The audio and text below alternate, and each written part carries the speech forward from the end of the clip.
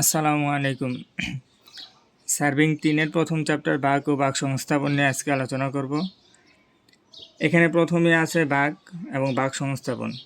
বাঁক মানে কি? বাঁক হচ্ছে দুইটা সরল রেখা, মানে দুইটা সরল রাস্তা কৌণিকভাবে যদি কোনো জায়গায় মিলিত হয়, যদি এটা যদি একটা সরল রাস্তা হয়, এটা একটা সরল রাস্তা, এই দুইটা সরল রাস্তা এখানে কৌণিকভাবে মিলিত হয়েছে। এটা হতে পারে 140 ডিগ্রি বা 120 ডিগ্রি, যে কোনো কোণে এটা মিলছে। মিলার পরে এখানে যে একটা কোণ তৈরি হয়েছে, এই কোণটার মধ্যে গাড়ি চালানো খুবই কষ্টকর এবং এটা যাত্রীদের জন্য এবং ড্রাইভারের জন্য আরামদায়ক না।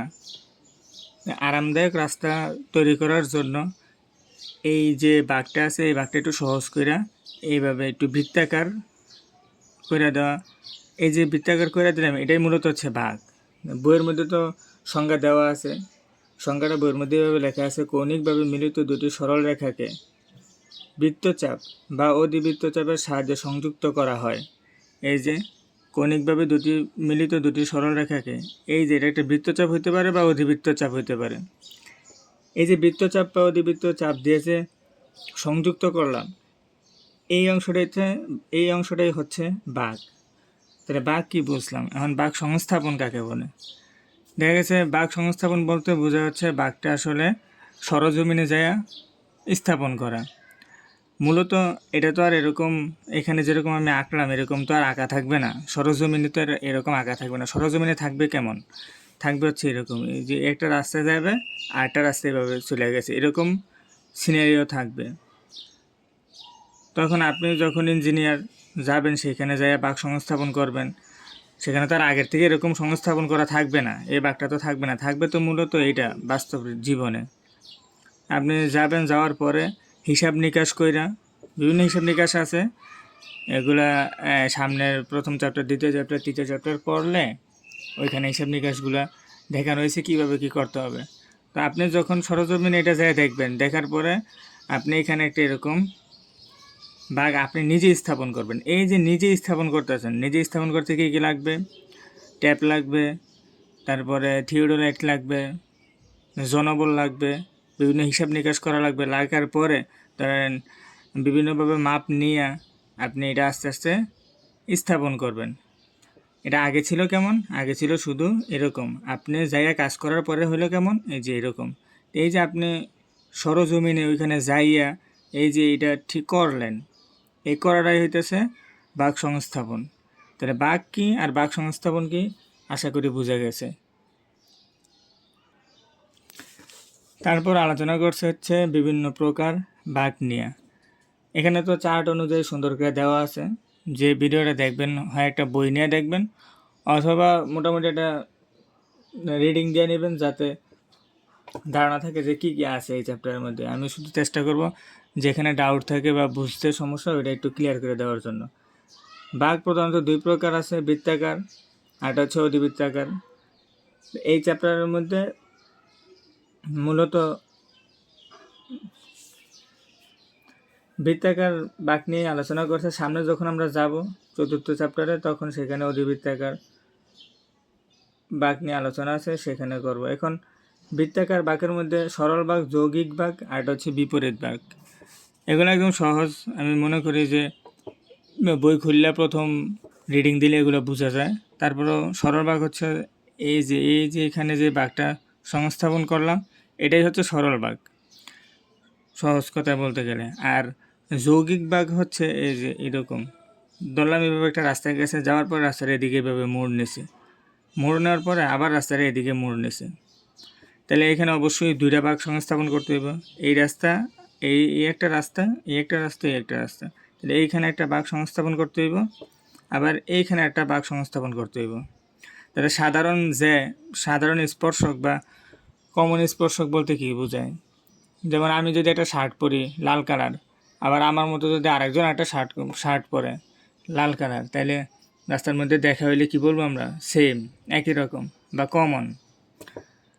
তাই কমন বা সাধারণ মানে হচ্ছে একই রকম বা একই। তাইলে আমরা যদি এতটুকু বন্ধ করে রাখি, তাহলে এই বাঘটার মধ্যে আমরা দেখতেছি কি, এই যে স্পর্শক, এই আরেকটা স্পর্শক, এটা হচ্ছে বাঘ। তাহলে এই রাস্তাটা এই বাঘের স্পর্শক, আবার এই একই রাস্তাটা আবার এইখানে যদি বাঘ সংস্থাপন করি এই বাঘেরও স্পর্শক, তাহলে এটা হচ্ছে কি সাধারণ স্পর্শক। তাহলে সাধারণ স্পর্শকের একই দিকে, কথাটা হচ্ছে কি একই দিকে, এই বাঘটার একটা তো ব্যাসার্ধ থাকবো। ব্যাসার্ধ কি, এই বাঘটা তো একটা বৃত্তের একটা অংশ, তাহলে এটার একটা ব্যাসার্ধ আছে। আবার এই বাঘটাও কি বৃত্তের একটা অংশ, যেহেতু আমরা বৃত্তাকার বাঘের 3টা প্রকার পড়তেছি, তার মধ্যে একটা হচ্ছে যৌগিক। এই ব্যাসার্ধ আর এই ব্যাসার্ধ সমানও হইতে পারে, আবার অসমানও হইতে পারে। তাহলে আমরা বলতে পারি কি সাধারণ স্পর্শকের একই দিকে সমান ব্যাসার্ধের অথবা বিপরীত অথবা ভিন্ন ব্যাসার্ধের যে বাঘ স্থাপন করা হয় সেটাই হচ্ছে কি যৌগিক বাঘ। এখানে মূল কথাটা হচ্ছে সাধারণ স্পর্শকের একই দিকে। আরেকটা হচ্ছে বিপরীত বাঘ। যদি আরেকটা বাঘ এরকম হয়, এইভাবে একটা রাস্তা গেছে, এইভাবে একটা রাস্তা গেল, যাওয়ার পর আবার এইভাবে চলে গেল, তখন বাঘটা আমাদের স্থাপন করতে হবে কিভাবে, এই যে এইভাবে একটা বাঘ স্থাপন করতে হবে, এখান থেকে আবার এইভাবে আরেকটা বাঘ স্থাপন করতে হবে। ঠিক আছে, তাহলে আগে তো বললাম সাধারণ স্পর্শক কি, তাহলে সেই অনুযায়ী এটা সাধারণ স্পর্শক, এই বাঁকেরও স্পর্শক এটা, আবার এই যে এই বাঁকেরও স্পর্শক কি এই রাস্তাটা। তাহলে এই সাধারণ স্পর্শকের ওইটা ছিল একই দিকে, এটা হবে হচ্ছে বিপরীত দিকে।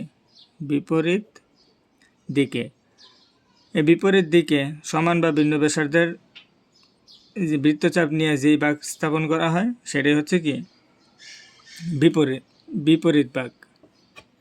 তাহলে সরল বাঁক, যৌগিক বাঁক আর বিপরীত বাঁক গেল। এই বিপরীত বাঁকের আরেকটা নাম আছে এস বাঁক। এটা এস বাঁকও বলা হয়, কারণ এই যে এটা মোটামুটি একটা এসের মতো হয়েছে, তো এই জন্য এটা এস বাঁকও বলা হয়। এখন বাঁক আবার দুই প্রকার, কিসের উপরে নামকরণ করছে দুই প্রকার, কিভাবে, একটা হচ্ছে ব্যাসার্ধ, একটা হচ্ছে ডিগ্রি। এখন এই ব্যাসার্ধ আর ডিগ্রি নিয়ে বলতে গেলে একটা বাঁক আঁকা এটার পুরা ভিতরে কি খুঁটিনাটি আছে এটা জানলেই বোঝা যাবে যে আসলে ডিগ্রিটা কি আর হচ্ছে ব্যাসার্ধটা কি, ব্যাসার্ধটা ডিগ্রিটা কি। তাহলে আমি একটা বাঁক পুরাটা আঁকি, তারপরে দেখাই।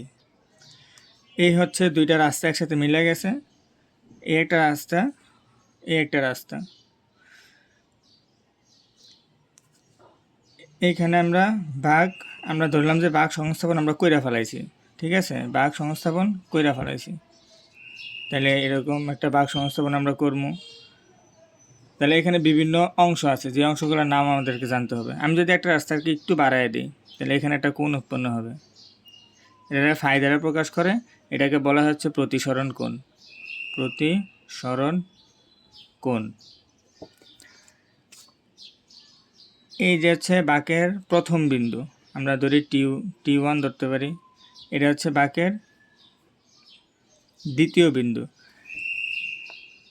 এইটা বাঁকের প্রথম বিন্দু আর এটা হচ্ছে বাঁকের দ্বিতীয় বিন্দু। এখানে আরেকটা নাম আছে, এটা হচ্ছে স্পর্শক বিন্দু। এই যে আমরা যে বৃত্তচাপটা আঁকলাম, এই বৃত্তের স্পর্শক হচ্ছে এই রাস্তাটা, আবার এই বৃত্তের স্পর্শক হচ্ছে এই রাস্তাটা। এখানে খাতা ছোট, তাই আমি বোঝার জন্য এখানে ধরি যে এখানে এই বৃত্তের কেন্দ্রটা আছে। চিত্র অনুযায়ী একটু নিচে হওয়ার কথা, তাহলে আমরা এটাই একটা কেন্দ্র ধরি। হ্যাঁ, এটা যদি কেন্দ্র হয় তাহলে এটা হবে কি ব্যাসার্ধ। কেন্দ্র থেকে পরিধি পর্যন্ত যে কোনো দূরত্বই তো ব্যাসার্ধ, এটা হচ্ছে ব্যাসার্ধ। আর আমরা জানি এই স্পর্শক ব্যাসার্ধের সাথে সবসময় 90 ডিগ্রি কোণ উৎপন্ন করে, তাহলে এই কোণটা 90 ডিগ্রি। আর পরিধির যে কোনো দুই বিন্দুর সংযোগ সরলরেখা কি, এটার জে, তাহলে এটা হচ্ছে কি জে। তো এটার একটা নাম আছে, এটা হচ্ছে কি দীর্ঘ জে। এটাকে এল দ্বারা প্রকাশ করে। এতটুকু বুঝলাম। এইখান থেকে এই যে এই দূরত্বটা আমরা অতিক্রম করতেছি, এই দূরত্বটাকে এল দ্বারা প্রকাশ করে, এটাকে বলা হচ্ছে বাঁকের দৈর্ঘ্য।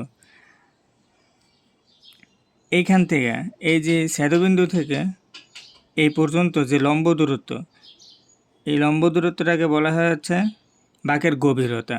বাঁকের গভীরতা। আর এইখান থেকে এই পর্যন্ত, এটার নাম হচ্ছে বার সাইন। এটার নাম হচ্ছে কি? বার সাইন। এটাকে বিএস দ্বারা প্রকাশ করে। তাহলে আমরা এখানে নাম দিই আরও, এই কেন্দ্রটা দিলাম ও, কেন্দ্র ও। এইখানে আমরা ধরি যে দুইটা রাস্তা এখানে এসে যে বিন্দুতে মিলিত হয়েছে ওইটা হচ্ছে এফ, ঠিক আছে। আর এই যে এই কেন্দ্রটা, এই কোণটার নাম দিলাম, যে কোনো নাম দেওয়াই যায়, এটার আমি ডেল্টা দিলাম, এটার নাম দিলাম ডেল্টা। এইখানে যে কোণটা সেটার নাম দিলাম হচ্ছে থিটা। আসলে আমি বুঝতেছি না এখানে কোনো অংশ বাদ গেছে কিনা, সমস্যা নেই, আমরা পরবর্তীতে শিখবো, কিন্তু যেগুলো বললাম সেগুলা বুঝলেই চলবে। এখন আমরা মূলত যেখানে ছিলাম, আমরা ছিলাম হচ্ছে এই যে ডিগ্রি আর ব্যাসার্ধের কোণের নামকরণের মধ্যে ডিগ্রি আর ব্যাসার্ধ যেটা, ওইখানে ছিলাম। তো ডিগ্রি আর ব্যাসার্ধ বলতে কী বোঝায়? এখানে যে কেন্দ্রে যে কোণটা উৎপন্ন করছে এটা কিন্তু কেন্দ্রীয় কোণ, এটা কিন্তু কোনোভাবেই বাঁকের কোণ না। বাঁকের কোণ কাকে বলে? আমরা যখন একটা বাঁক সংস্থাপন করতে যাব, আমাদের কাছে একটা শিকল থাকবে অথবা কী থাকবে, ফিতা থাকবে। ওই ফিতাটা একটা দৈর্ঘ্য থাকবে নির্দিষ্ট 30 মিটার, 20 মিটার অথবা 10 মিটার। সাধারণত 30 মিটার দিয়ে মাপা হয়। আমরা তো 30 মিটার ফিতা দিয়ে একবারে 31 মিটার মাপতে পারবো না, সর্বোচ্চ 30 মিটার মাপতে পারবো। তাহলে 30 মিটার করে আমাদের মাপতে হবে। তাই আমরা কিন্তু রাস্তাটা এইখান থেকে মাইপে আস্তে এখানে আসবো। তাহলে এই যে 30 মিটার করে আমরা মাপতেছি, মূলত এই শিকলটা বা ফিতাটাকে বলা হয়েছে যা। আসলে এই যেটা হচ্ছে মূলত অর্ডিনেট বলা যায়। আর এই যে যেটা আছে এটা হচ্ছে দীর্ঘ যে। আমরা আমাদের শিকলকে যে বলি বিদায়, এটাকে দীর্ঘ যে নামকরণ করা হয়েছে, অন্যথায় এটাকে দীর্ঘ যে বলার কোনো কারণ ছিল না। গোলমাল লাগতে পারে, একটু সামনে গেলে আমরা বুঝবো। কারণ আমরা যখন বাঁক সংস্থাপন করব, তখন আমরা অবশ্যই এদিকে মাপবো, মাইপা বাঁক সংস্থাপন করব। ধরো এদিকে আমরা 30 মিটার মাপলাম, এখানে আসলো। এখানে আসার পরে এখান থেকে যদি আমি কেন্দ্র পর্যন্ত একটা দাগ টানি, তাহলে এরকমভাবে একটা দাগ টানবো, ঠিক না? এই যে কেন্দ্রে, এখানে কয় মিটার মাপলাম? 30 মিটার। 30 মিটার মাপার ফলে এইখানে একটা কোণ উৎপন্ন হয়েছে। এই কোণটার নাম আমি দিলাম ডেল্টা। বইয়ে কী দিছে আমি জানি না, আমি শুধু বোঝানোর চেষ্টা করতেছি যে ডিগ্রিতে আর কোণে কীভাবে মাপনে। এই ডেল্টার মান ধরো 5 ডিগ্রি হইতে পারে, 6 ডিগ্রি হইতে পারে, 1 ডিগ্রি হইতে পারে, যে কোনো ইচ্ছা হইতে পারে। আমাদের ডিপেন্ড করবে কিসের উপরে? আমরা কত মিটার এখানে গেলাম। তাইলে এই 30 মিটার যের কারণে কেন্দ্রে যে কোণ উৎপন্ন হয়েছে, কেন্দ্রে এটা আছে কেন্দ্রের কোণ বড় থিটা, ওইটা না। 30 মিটার যে আমরা মাপটা নিলাম, এই মাপের কারণে কেন্দ্রে যে কোণ উৎপন্ন হয়েছে, এটাই হচ্ছে মূলত বাঁকের কোণ। বাঁকের কোণ বিষয়টা আমরা বুঝছি। তাহলে এখন সংজ্ঞা অনুযায়ী কি এটা বলা যায় না যে বাঁকের 30 মিটার যে কেন্দ্রে যত ডিগ্রি কোণ উৎপন্ন করে তাকে তত ডিগ্রি বাঁক বলে, ঠিক আছে? তাহলে আমরা এখান থেকে বাঁকের বিভিন্ন অংশ এবং কত ডিগ্রি বাঁক হবে এটা কিভাবে নির্ধারণ করে, কিভাবে বলে, সেটা শিখতে পারলাম। এখন আমরা দেখব বৃত্তাকার এই বাঁকের আরের মান, ব্যাসার্ধের মান, তারপরে এই থেকে এই পর্যন্ত স্পর্শকের দৈর্ঘ্য, দীর্ঘজায়ের মান কিভাবে বের করে, বিভিন্ন সূত্রগুলো কিভাবে আসলো, এটা আমরা এখন দেখব। আমরা আবার চিত্রটা আঁকলে তারপরে এখানে আরও যে বিষয়গুলো আছে ওইগুলো কীভাবে আসে এগুলো আমরা দেখব, প্রমাণ করার চেষ্টা করব। এ হচ্ছে একটা বাঁক, এটা হচ্ছে দীর্ঘ যে, এটা হচ্ছে প্রতিসরণ কোণ, এটা হচ্ছে আর এটা হচ্ছে থিটা, এটা হচ্ছে ডেল্টা, এই তো T1 T2। এখন আমরা প্রথমে দেখব হচ্ছে আর কীভাবে পরিমাপ করে আর। তাহলে আর পরিমাপ করার জন্য যদি একটা পুরো বৃত্ত হইতো, এরকম যদি একটা পুরো বৃত্ত হইতো, তাহলে কেন্দ্রে উৎপন্ন কোণ কত ডিগ্রি হইতো? অবশ্যই 360 ডিগ্রি। আর আমরা জানি বৃত্তের ব্যাসার্ধ যদি আর হয় তাহলে পরিধি কী হইব? 2πr। তাহলে আমরা লিখতে পারি না যে এই বৃত্তের জন্য 2πr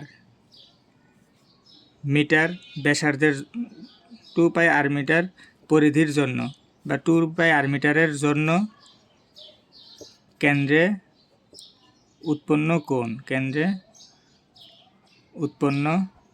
কোণ কত degree? 360 degree. 360 degree, sorry, 360 degree. 360 degree. তাহলে 1 মিটার এর জন্য উৎপন্ন কোণ কত ডিগ্রি? 360, আর নিচে হচ্ছে কি 2πr ডিগ্রি। এখন আমরা যেই মাপবো, যে শিকল দিয়ে মাপবো, ওই শিকলের দৈর্ঘ্য তো আমি বলে দিয়েছি সচরাচর 30 মিটার, 20 মিটার অথবা 10 মিটার হয়। তাহলে যদি আমরা 30 মিটার দিয়ে সাধারণত মাপা হয়, তাই 30 মিটারের জন্য কেন্দ্রে উৎপন্ন কোণ কত হবে? কেন্দ্রে উৎপন্ন কোণ হবে 360 গুণ 30, আর নিচে হচ্ছে 2πr। ঠিক আছে, এখন এটা ক্যালকুলেটরে বসাইলে 17, 19 বাই ডি আসে।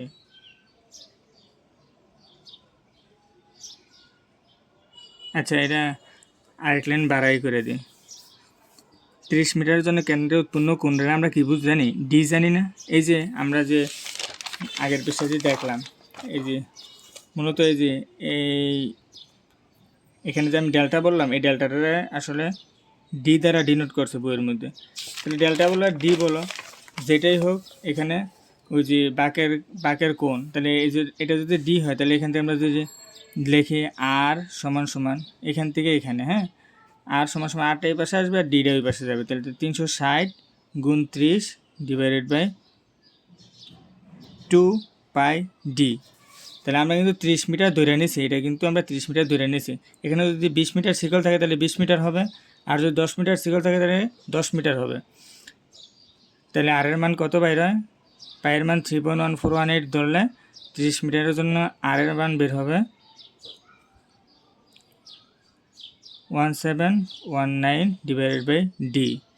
এটা হচ্ছে কি আর এর সূত্র। আর কি আমাদের এই বৃত্তাকার বাঁকের ব্যাসার্ধ বের করার ক্ষেত্রে। আর যদি প্রশ্নের মধ্যে অন্য কোনো মান দেওয়া থাকে, তখন আর এর মান আমরা এইভাবে বের করে নেব।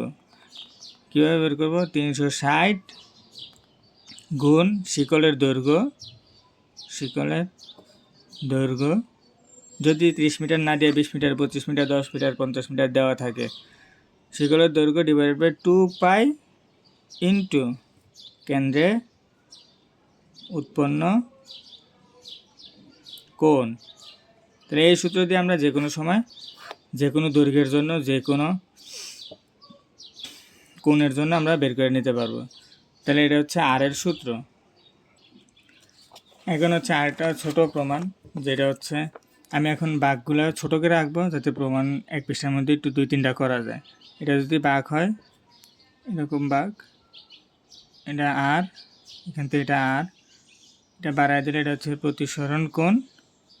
তাহলে আমরা এখন প্রমাণ করব যে এটা হচ্ছে থিটা, হ্যাঁ, এটা হচ্ছে কি থিটা। এটা যে কোনো একটা কোণ ধরতে পারে, এটা আমি এক্স ধরি আমার হিসাবে সুবিধার্থে। এখন আমরা প্রমাণ করব হচ্ছে কি এই প্রতিসরণ কোণ আর এই থিটা সমান। প্রমাণ করার উদ্দেশ্য হচ্ছে এই প্রতিসরণ কোণ আর থিটা হবে সমান। তাহলে আমরা যদি, এটা তো স্পর্শক, এটা যদি আমি নাম দিই T1 T2, এটা যদি ও তো এটা এফ নাম দিলাম। তাহলে এখানে চতুর্ভুজ যে FT1OT2 এটা চতুর্ভুজ, এই চতুর্ভুজের মধ্যে কিন্তু এই কোণ 90 ডিগ্রি, কারণ এটা হচ্ছে কি স্পর্শক, এটা কি স্পর্শক, এটাও কি একটা স্পর্শক। তাহলে স্পর্শক ব্যাসার্ধের সাথে 90 ডিগ্রি কোণ উৎপন্ন করে, এটা 90 ডিগ্রি। তাহলে আমরা দেখতে পারি কোণ T1 প্লাস কোণ T2 প্লাস কোণ এক্স প্লাস কোণ থিটা ইকুয়াল টু কত 360 ডিগ্রি নাকি। তাহলে এই দুই কোণ জানি আমরা 90 ডিগ্রি করে, তাহলে এটা হচ্ছে 180 ডিগ্রি। তাহলে 180 ডিগ্রি প্লাস কোণ এক্স প্লাস কোণ থিটা সমান সমান 360 ডিগ্রি। তাহলে কোণ এক্স প্লাস কোণ থিটা সমান সমান এটা এই পাশে গেলে বিয়োগ হয়ে যাব, তাহলে 180 ডিগ্রি। আমরা বের করবো কিসের মান, আমরা প্রমাণ করতে হবে হচ্ছে এটা আর এটা হচ্ছে সমান। তাহলে আমরা আবার এই যে সরল রেখার মধ্যে সবসময় 180 ডিগ্রি কোণ উৎপন্ন হয় না, এখানে আমরা একটা সমীকরণ দিয়ে রাখি। এই পাশে দেখাই এবার, এই যে এখানে 180 ডিগ্রি, ঠিক আছে না। তাহলে আমরা একটা কোণ এক্স প্লাস কোণ ফাই সমান সমান 180 ডিগ্রি। তাহলে যেহেতু এটা এই পুরোটা 180 ডিগ্রি আবার এই পুরোটা 180 ডিগ্রি, তাহলে এই যে এটা সমান সমান এটা হবে। তাহলে আমরা লিখতে পারি এক্স কোণ ফাই সমান সমান কোণ এক্স প্লাস কোণ থিটা। আশা করি বোঝা গেছে। 1 নং থেকে মান নিয়ে এখানে বসাইছি। তাহলে দুই পাশে এক্স আছে, তাহলে এক্স বাদ থাকলো কি, দুই পাশে এক্স আছে, তাহলে এটা এই পাশে আসলে মাইনাস হয়ে যাবে না। আচ্ছা, এক্স মাইনাস কোণ এক্স প্লাস কোণ ফাই সমান সমান কোণ থিটা। আমি এই এক্সটাকে এই পাশে আনছি, মাইনাস হয়ে গেছে, বা এখন এক্সের থেকে এক্স চলে গেলে 0, তাহলে থাকলো কি ফাই সমান সমান কোণ থিটা। এটা হচ্ছে কি প্রমাণ করলাম, যে প্রতিসরণ কোণ আর কেন্দ্রের কোণ কি সমান, হচ্ছে প্রমাণিত। এই যে এটা এখানে আমরা প্রমাণ করবো বলছিলাম। এখন আমরা দেখবো যে মোট স্পর্শক কোণ, ঠিক আছে। মোট স্পর্শক কোণ হচ্ছে কেন্দ্রে উৎপন্ন কোণের অর্ধেক, অর্থাৎ আমি হিজিবিজি নেওয়ার কারণে এখানে আরেকটা চিত্র আঁকতেছি। এরকম একটা বাঁক, হচ্ছে একটা বাঁক যার কেন্দ্র এখানে, এই উৎপন্ন কোণ আমরা ধরছিলাম থিটা, আর এটা হচ্ছে কি আমাদের দীর্ঘজে, আর এটা আমি ধরছিলাম কি এক্স আর এটা ধরছিলাম ফাই। তাই আমরা কিন্তু প্রমাণ করছি যে থিটা আর ফাই কি সমান। এখন মোট স্পর্শক কোণ কোনটা আসলে, এই যে এই স্পর্শক আর এই দীর্ঘজের মধ্যে যে কোণটা উৎপন্ন হয়েছে এটাকে বলা হচ্ছে মোট স্পর্শক কোণ। এইটাকে যদি আমি গামা দ্বারা প্রকাশ করি, তাহলে আমি এখন প্রমাণ করব যে গামা হচ্ছে এই থিটার অর্ধেক। এটা আমার প্রমাণ করতে হবে। এটা যদি প্রমাণ করতে চাই, তাহলে আমরা নিচে দেখি, এখানে আবার আমি নামকরণ করি FT1 T2, আর এটা হচ্ছে ও। তাহলে দ্বিতীয় প্রমাণ, এটা ছিল প্রথম প্রমাণ, এটা হচ্ছে দ্বিতীয় প্রমাণ। দ্বিতীয় প্রমাণের মধ্যে এখানে যে ত্রিভুজ FT1 T2 আছে, এই ত্রিভুজের মধ্যে ত্রিভুজ আমি সংক্ষেপে লিখি কোণ টি যোগ কোণ T1 যোগ কোণ T2 যোগ কোণ এফ, এফের আমি এক্স লিখি, কোণ এক্স সমান সমান কত ডিগ্রি, 180 ডিগ্রি। ত্রিভুজের তিন কোণের সমষ্টি 180 ডিগ্রি লেখা যায়। এখন এই যে কোনো বৃত্তের দুটি স্পর্শক একই বিন্দু থেকে যদি মিলিত হয়, তাহলে স্পর্শক দুটির দৈর্ঘ্য অবশ্যই সমান হবে। তাহলে সেই উপপাদ্যের উপর ভিত্তি করে এই ত্রিভুজটা কি সমদ্বিবাহু ত্রিভুজ, আর আমরা জানি সমদ্বিবাহু ত্রিভুজের ভূমি সংলগ্ন কোণদ্বয় কী হয়, সমান হয়। তাহলে এই কোণটা হবে কি গামা। তাহলে T1 T2 অবশ্যই গামা। তাহলে আমি এখানে লিখতে পারি গামা যোগ কোণ এক্স সমান সমান 180 ডিগ্রি, বা 2 গামা যোগ এক্স সমান সমান 180 ডিগ্রি। তাহলে এখানে তো আমি এটা দেখলাম, আবার এখানে দেখলে দেখা যায় যে এই এক্স কোণ আর ফাই কোণ সমান সমান কি 180 ডিগ্রি। তাহলে কোণ এক্স যোগ কোণ ফাই সমান সমান 180 ডিগ্রি। তাহলে এই দুইটা 80 ডিগ্রি হলে আমরা কিন্তু একটু আগে প্রমাণ করে আসছি ফাই কোণ আর এই থিটা কোণ সমান। তাহলে আমি এই ফাই কোণের জায়গায় থিটা বসাই দেবো। তাহলে এক্স যোগ কোণ থিটা সমান সমান 180 ডিগ্রি। আমরা জানি কি ফাই কোণ সমান সমান থিটা নাকি। তাহলে এখন এখান থেকে কিসের মান বসানো যায়? তাহলে এটাও 180 ডিগ্রি, এটাও 180 ডিগ্রি, ঠিক আছে না? তাহলে এই মান সমান সমান কী হবে? এইটা। তাহলে আমি এখন এটা লিখতে পারি না এরকম। এখানে তোমরা 1 নং সমীকরণ দিয়ে রাখতে পারো, আবার যখন শুধু এটা প্রমাণ করবা আবার এটাকে তুমি 2 নং সমীকরণ দিতে পারো, তখন লিখতে পারো যে 2 নংয়ের মধ্যে মান বসাই।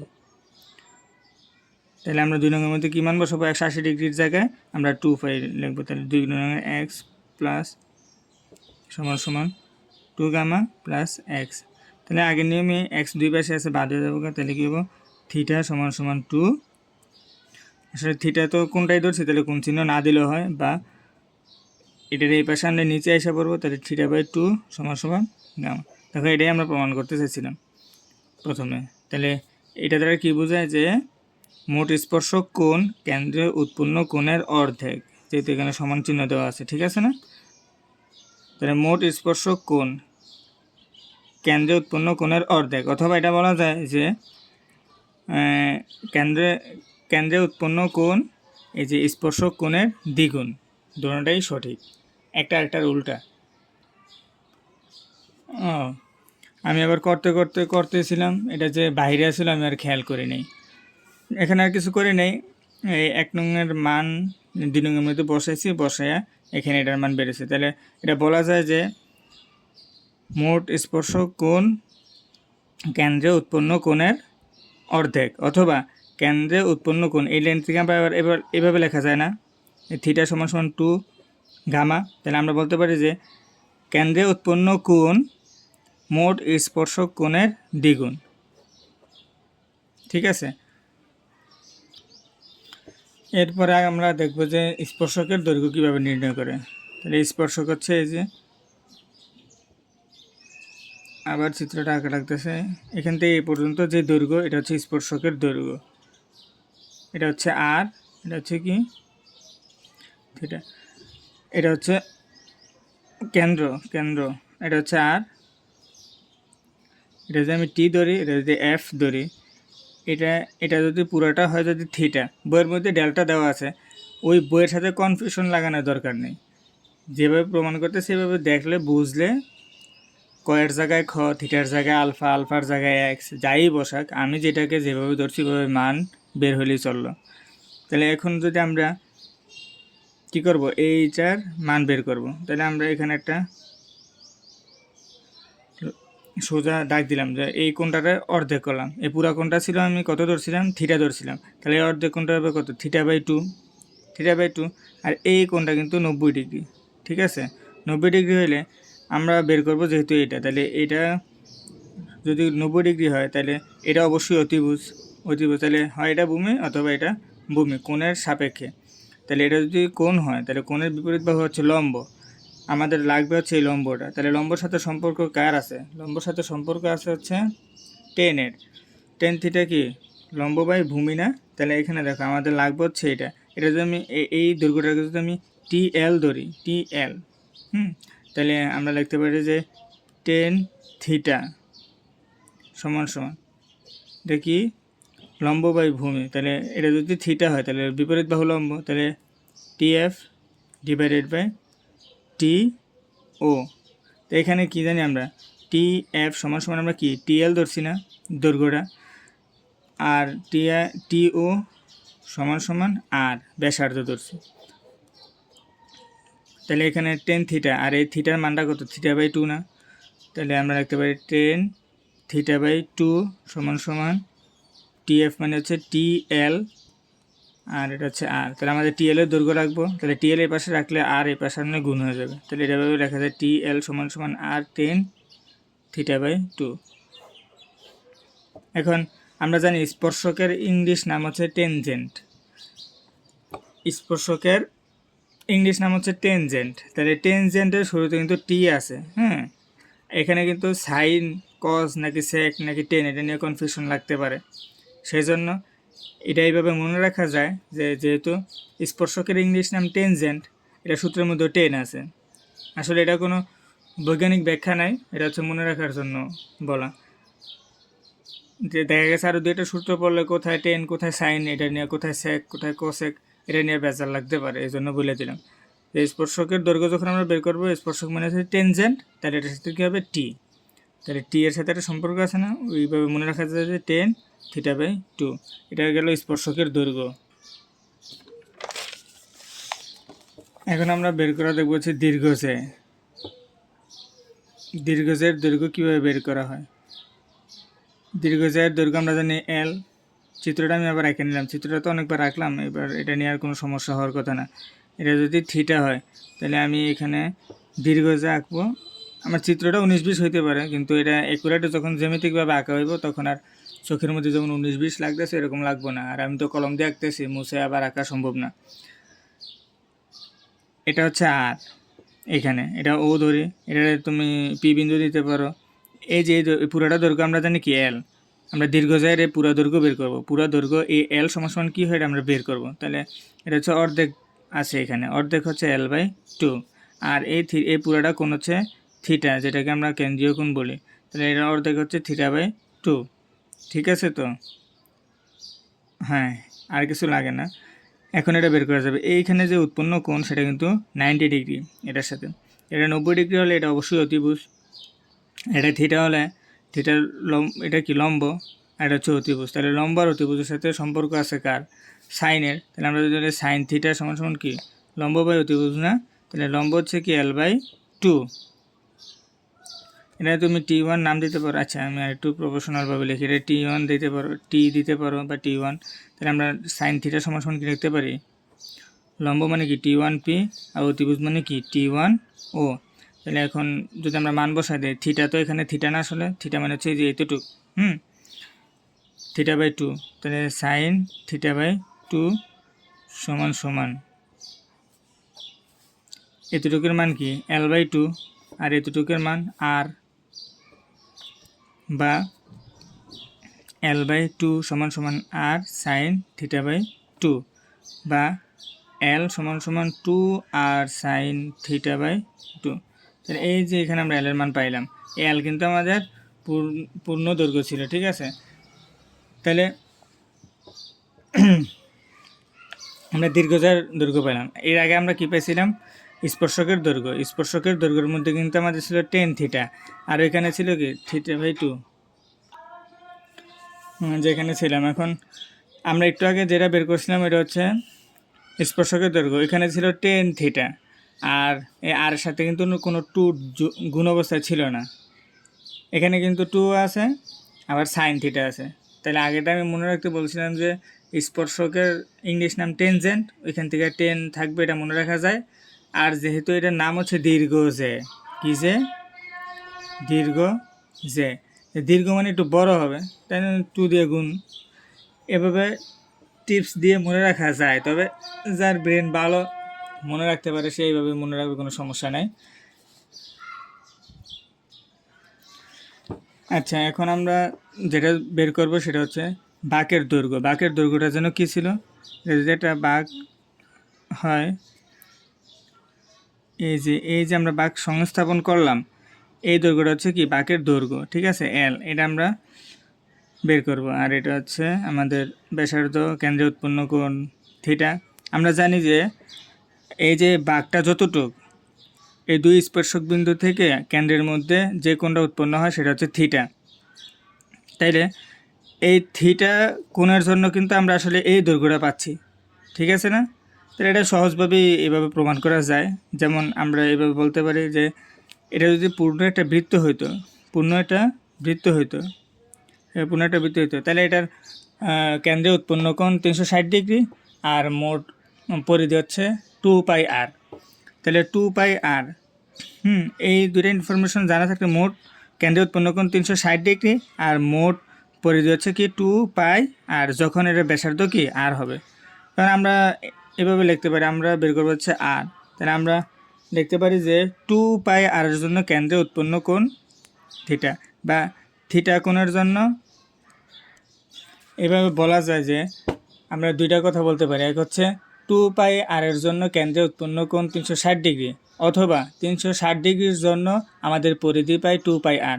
তাহলে এটা সহজে বলা যায় এভাবে যে 360 ডিগ্রি এর জন্য দৈর্ঘ্য পাই কত, 2πr। অতএব 1 ডিগ্রির জন্য পাই কত, 2πr ডিভাইডেড বাই 360।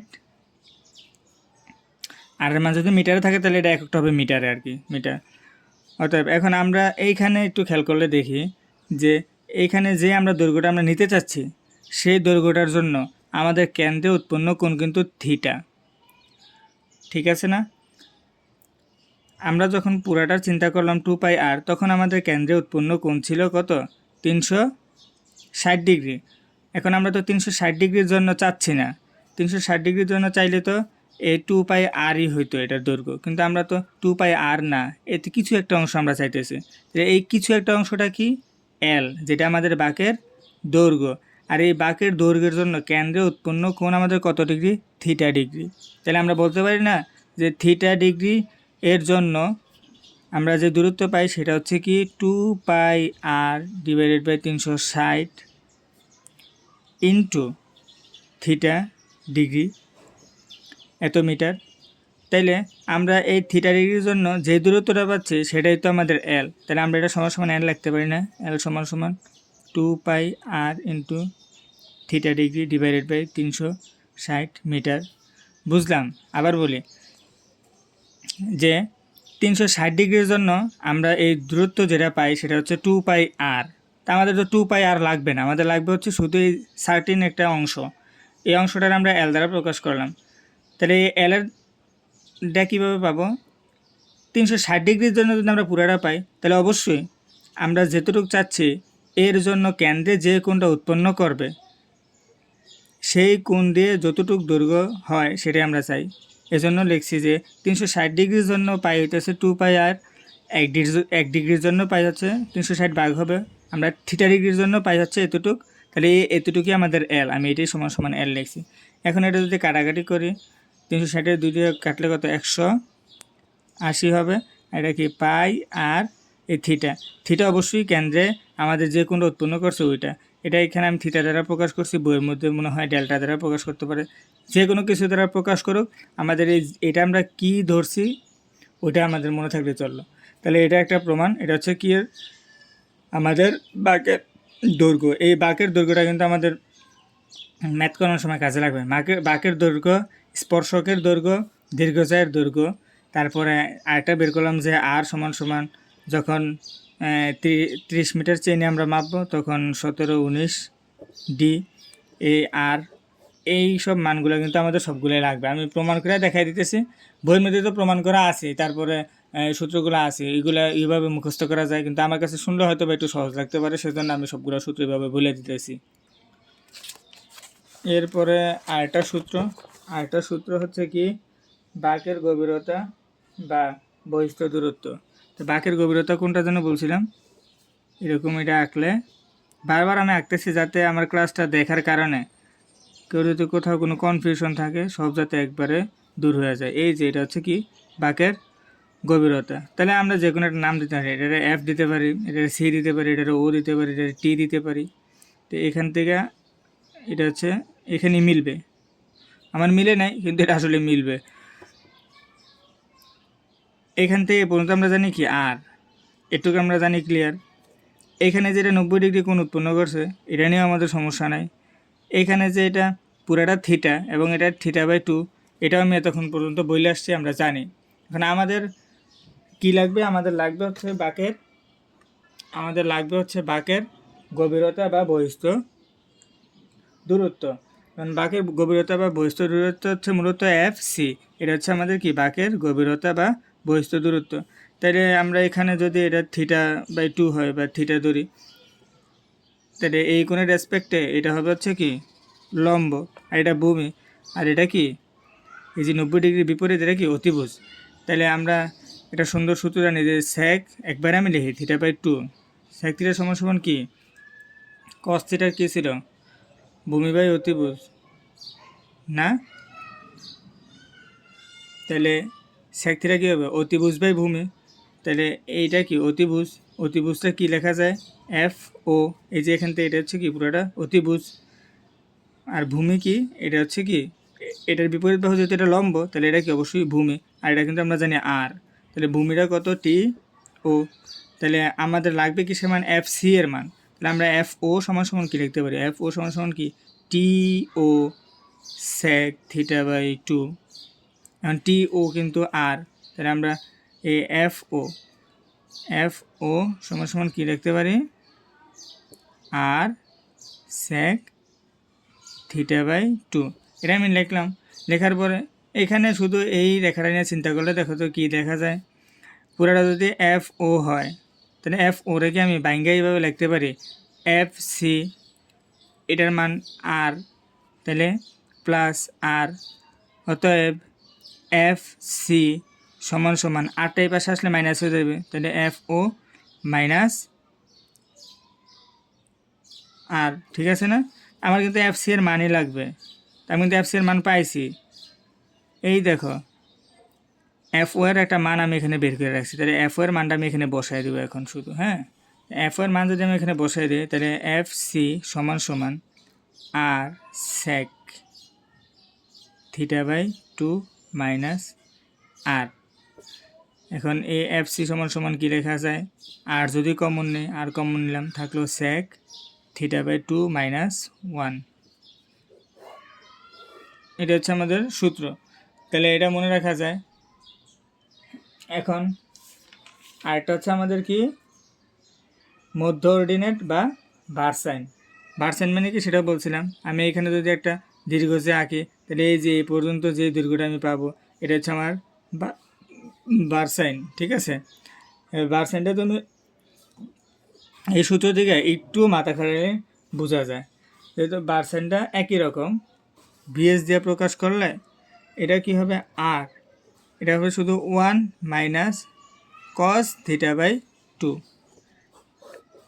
এটা হচ্ছে কি 1 মাইনাস কস থিটা বাই 2, দেখো এটার মধ্যে পার্থক্যটা কি, পার্থক্যটা হচ্ছে এখানে আর গুণ আছে, এটা এখানে আর গুণ আছে একই, এখানে হচ্ছে প্লাস 1 এখানে হচ্ছে মাইনাস 1, এখানে হচ্ছে কস এখানে হচ্ছে sec, এখন সব মিলে খিচুড়ি মনে হইতেছে, আসলে খিচুড়ি না, তোমরা যারা ডিফারেন্সিয়েশন ইন্টিগ্রেশন করছো তখন দেখবা যে এই যে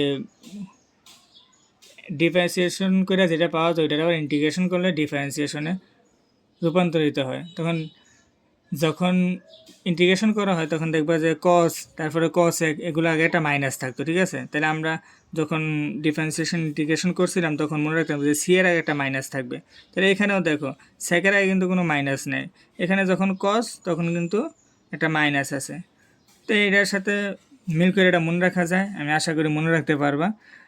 একটু এইভাবে চিন্তা করবা যে উপরেটা সেক ছিল আর নিচেটা কস ছিল, তাহলে তুমি ভার্সাইন সোজাসুজি লিখতে পারবা আর 1 মাইনাস কস থিটা বাই 2, ঠিক আছে, তাহলে এখানে মোটামুটি যতগুলো প্রমাণ ছিল সবগুলো প্রমাণ করা শেষ, এখন এখন সামনে দেখি কোনো কিছু বোঝানো থাকবে ওটা দেখা দেবো, আর না হয় এতটুকু পর্যন্তই।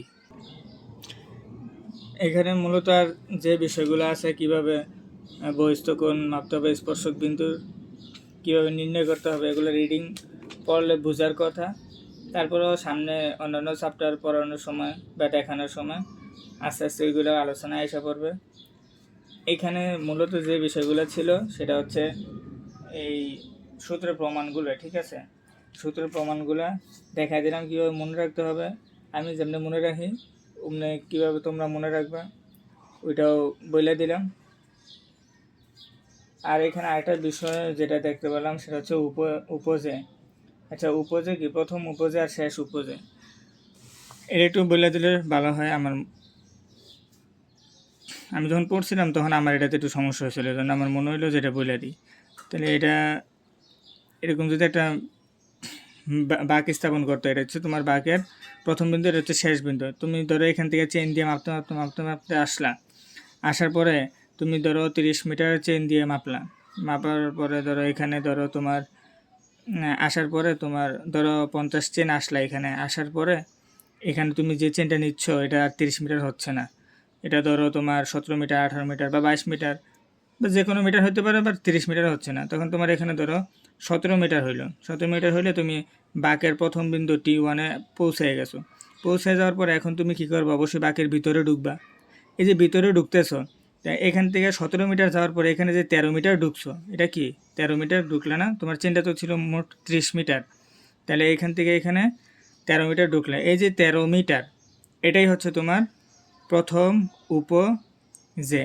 এখন বইয়ের মধ্যে সংজ্ঞা যেভাবে লেখা আছে ওইভাবে যদি আমিও হুবহু বলি তাহলে তো আরও কিছু বুঝলা না বা নাও বুঝতে পারো, সেজন্য একদম সরাসরি দেখা দিলাম। তারপরে এখান থেকে তুমি বাঁক সংস্থাপন করবে, এখানে 30 মিটার মাপবা, এখানে 30 মিটার, এখানে 30 মিটার, এখানে 30 মিটার, এখানে 30 মিটার, এখানে 30 মিটার এসে মাপলা। মাপার পরে এখানে যে চেন ধরলা, তখন দেখলা যে এটা আর 30 মিটার হইলো না, 30 মিটারতে কম হইলো। কম কত হইলো? ধরো এটা তোমার 26 মিটার হইলো। এটা 26 মিটার হলো, তাহলে এইখানে এসে তোমার আরও 4 মিটার সহ এখানে তোমার 30 মিটার আসে। তাহলে এই যে এখানে T2 বাঁকের দ্বিতীয় বিন্দু, এই দ্বিতীয় বিন্দুর মধ্যেও কিন্তু তোমার চেনটা সরাসরি মিল্লা গেল না, তাহলে এখানে যে একটু কম হইলো এটা হচ্ছে তোমার দ্বিতীয় উপজে। তাহলে প্রথম উপজে আর দ্বিতীয় উপজে তো বুঝলাম। আর শুরুতে একটা কথা বলছিলাম যে এটা দীর্ঘজে কেন বলা হলো, এই যে এখানে আমরা যে শিকলটা নেই সেটারে আমরা একটা জে হিসাবে বলতেছি, আর এটা একটা বৃত্তের অংশ, এই জন্য এটারে আমরা দীর্ঘজে বলি। এই মোটামুটি সবগুলা প্রমাণ এবং বাঁকের বিভিন্ন অংশ কীভাবে বের করে সেই সূত্রগুলো দেখানো হয়েছে এই ভিডিওতে। আর এখন একটা ম্যাথ করে দেব। ম্যাথ আসলে একটা ম্যাথ না করালে একটু খালি খালি মনে হয়, এই অধ্যায়তে এমন ম্যাথ নাই, আমি একটা ম্যাথই করাবো। এটা নতুন বইয়ের হকের প্রথম ম্যাথ, পৃষ্ঠা হচ্ছে 26। আমি মুখে বলি, দুটি রাস্তা 5 ডিগ্রি বৃত্তাকার বাঁকে সংযুক্ত করতে হবে। আমাদের বৃত্তাকার বাঁক বলে দিছে, আমি এখানেই করে দিই ম্যাথটা, ঠিক আছে। বৃত্তাকার বাঁকের ডিগ্রি হচ্ছে 5 ডিগ্রি, ডি এর মান দেওয়া আছে 5 ডিগ্রি, যা যা দেওয়া আছে তা আগে আমরা লিখব। তারপরে রাস্তা দুটি 140 কোণে মিলিত হয়েছে, অর্থাৎ এই যেভাবে রাস্তাটা মিলিত হয়, এই কোণটা হচ্ছে 140 ডিগ্রি, এই কোণটা হচ্ছে 140 ডিগ্রি আমাদের বলে দিছে। এই কোণটা যদি 140 ডিগ্রি হয়, আমাদের লাগবে হচ্ছে মূলত এই কোণটা ফাই লাগবে। তাহলে ফাই আমরা কীভাবে বের করবো? 180 degree minus 40 degree, sorry 140 degree, তাহলে আমাদের ফাই বাইরে হবে কত ডিগ্রি? 40 ডিগ্রি। তাহলে ফাই কত ডিগ্রি? 40 ডিগ্রি।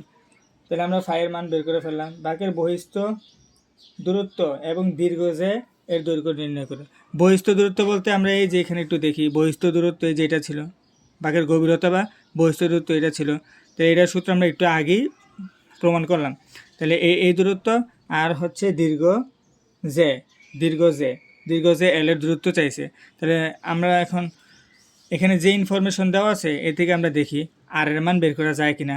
তাহলে আমরা সমাধানের মধ্যে লিখতে পারি সলিউশন আর সমান সমান কি জানি, এখানে অবশ্যই লিখে দেবে, আমরা জানি আর সমান সমান, যেহেতু চেনের কথা বলা নাই কত মিটার চেন, সেহেতু আমরা 30 মিটার দইরা আর বের করব, ঠিক আছে। তাহলে আর যদি 30 মিটার ধরি, আমরা সূত্রটা কি জানি, 17 19, আর বাকি ডিগ্রি তোমার 5 ডিগ্রি বলে দিছে, তাহলে 5 বসাইলে এটা ক্যালকুলেটার দিলে 343.8 মিটার হয়।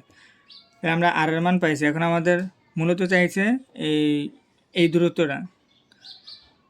তাহলে বহিস্থ দূরত্ব বা গভীরতা আমরা লিখতে পারি কি, বাঁকের গভীরতা সমান সমান, আমরা গভীরতার সূত্রটা একটু আগেই দেখছি, আর ইন্টু সেক θ/2 - 1। তাহলে আর এর মান আমরা পাইছি 343.8 মিটার, আর সেক থিটার মান আর এ ফাইয়ের মান কি সমান প্রমাণ করছিলাম না, এই থিটার মান আর ফাইয়ের মান যে সমান, এটা কত 40/2 - 1।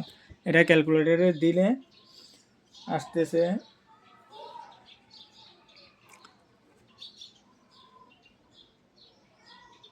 22.06 মিটার। এখন আমাদের দীর্ঘজে লাগবে এল। দীর্ঘজে এল কি, এল সমান সমান আমরা জানি কি 2r sin θ/2। তাহলে 2 আর এর মান আমরা বাইর করলাম, এই যে 343.8 sin থিটার মান আমরা বের করলাম না, এই যে ফাই সমান সমানই তো থিটা, 40/2। তাহলে এটা যদি ক্যালকুলেটারে দেই তাহলে আসে হচ্ছে 235.17 মিটার, 235.17 মিটার। আর এখানে যে সেকেন্ড যে অঙ্কটা আছে, এই অঙ্কগুলোতে মোটামুটি তোমার মান সবই দিয়ে দিয়েছে, শুধু সূত্রগুলো প্রয়োগ করা শিখাইছে। আমি আশা করি সূত্রগুলো পারলে সেকেন্ড ম্যাথ পারবা। এখন উদাহরণ 3-এ যে ম্যাথটা দিয়ে দিয়েছে ওই ম্যাথটা আমি পড়ি এবং মুখে মুখে সলিউশন করে দেয়, তাইলে সামনে গেলে একটু কঠিন অঙ্ক আসছে যাতে সহজ হয়। অঙ্কটা হচ্ছে বাঁকের ঘুঁটির ব্যবধান 30 মিটার, অর্থাৎ আমাদের যে চেইন ওটা 30 মিটার বলে দিছে, ঠিক আছে। প্রথম ও দ্বিতীয় স্পর্শক বিন্দুর চেইনেজ, এই যে এখানে একটু আমি যদি একটা বাঁক আঁকি, এটা হচ্ছে প্রথম স্পর্শক বিন্দু T1 আর T2, এদের চেইনেজ বলে দিছে। চেইনেজটা আমি এখানে রেখি, প্রথম হচ্ছে 997.10 মিটার এবং দ্বিতীয়টা হচ্ছে এখানে হচ্ছে বলে দিছে 1261.12 মিটার।